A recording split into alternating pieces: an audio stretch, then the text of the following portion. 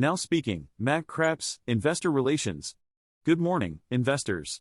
Today, we will be discussing the key updates to our VLN tobacco and GVB hemp cannabis business units. Our second quarter results have been released, and you can find the details on our website. Let's start with the commercial activity in our VLN tobacco business. Moving on to our GVB hemp cannabis business. Then address any questions you may have regarding these updates. Please keep in mind that we may not be able to cover every aspect of our business in this call, but we encourage you to reach out to our investor relations team for any additional inquiries. Before we proceed, I would like to remind you that some of the statements made today are forward-looking and subject to risks and uncertainties. We have provided more information on these factors in our reports filed with the SEC. Additionally, we may discuss non-GAAP financial measures, such as adjusted EBITDA, which is defined in our press release. Now speaking, John Miller, Interim Chief Executive Officer. Good morning, everyone. I am pleased to update you on our company's progress and future plans. In our hemp cannabis business, we had another record volume quarter and expect improved operating results in the second half of the year. We have made solid progress in expanding our state and store counts for VLN, including recent launches in California, Texas, and Florida. We are revising our go-to-market strategy to maximize the potential of our product portfolio. We are targeting over $15 million in annualized cost savings. We are eagerly awaiting the FDA updates on its menthol policy, and we believe our VLN menthol product can help smokers cut back and make real progress. In our tobacco business, we have expanded our state and store presence, and we expect to surpass 4,000 stores in 16 states by early September.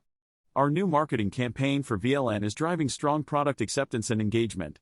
We are also manufacturing Pinnacle, a private label conventional product, and it is performing well. In our hemp cannabis business, we have achieved record-setting ingredient volumes and have multiple growth opportunities, including new license and distribution agreements and our own hemp extraction capability. We expect our margins to return to positive territory as our capacity comes back online.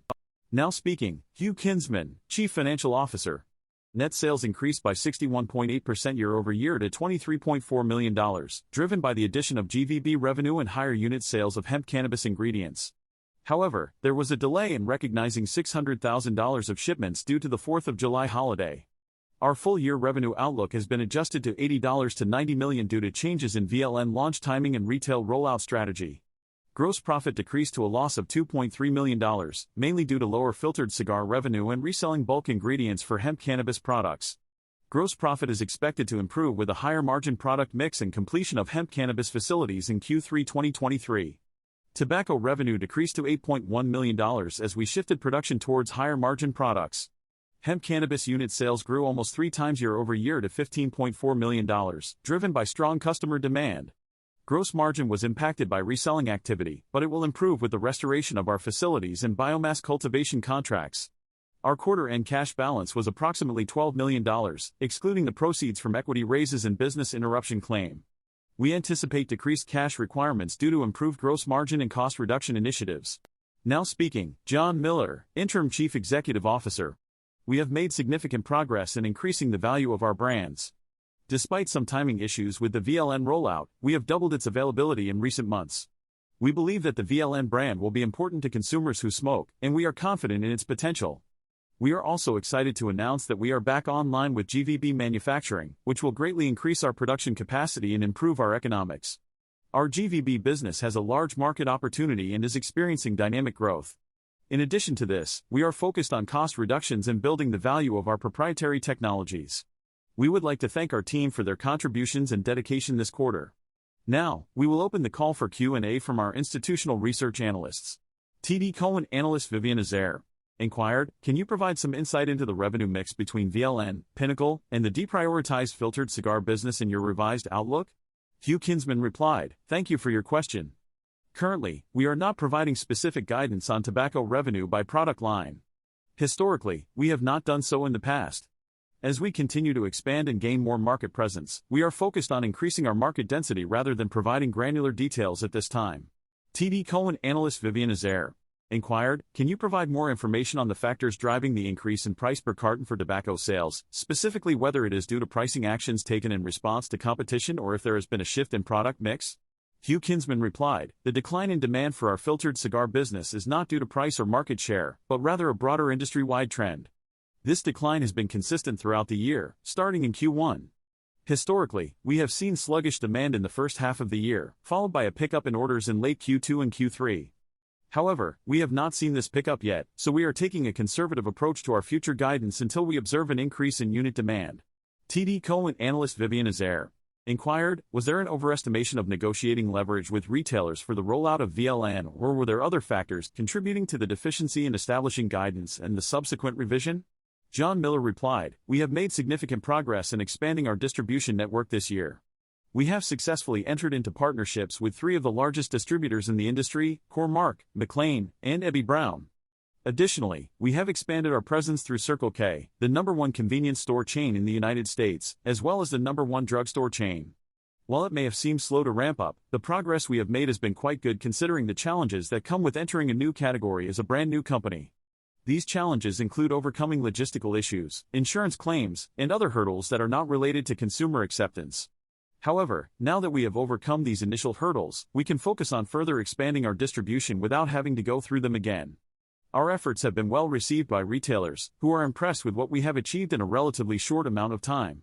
TD Cowen analyst Vivian Azair inquired, how have you adjusted your approach to handicapping what you're hearing from retailers versus what you think might actually happen? John Miller replied, we are aware of the challenges we face in expanding our distribution. We are limited by the commitments made by our retail partners, and we understand that there are internal factors within these organizations that can impact distribution, such as mergers and acquisitions. Despite these hurdles, we are making progress and are on track to be in 16 states by the end of September, with over 4,000 stores and growing. We have a clear plan for the future and are seeing increasing interest in our products. Dawson James Securities analyst Jim McIlree inquired, are the distribution issues you mentioned resolved for current retailers and locations, or will you continue to face similar issues for new retailers or existing retailers at new locations? John Miller replied, our success in distribution is driven by our persistence and understanding of retailers' goals and store frameworks. We are confident in our progress and the unique attributes of our product. Our marketing programs and consumer targeting strategies are generating interest. We will continue to expand distribution. Dawson James Securities analyst Jim McIlree inquired, is the change in revenue expectation primarily due to VLN? Hugh Kinsman replied, the delay in the ramp in VLN is the primary factor contributing to the current situation, as John mentioned earlier.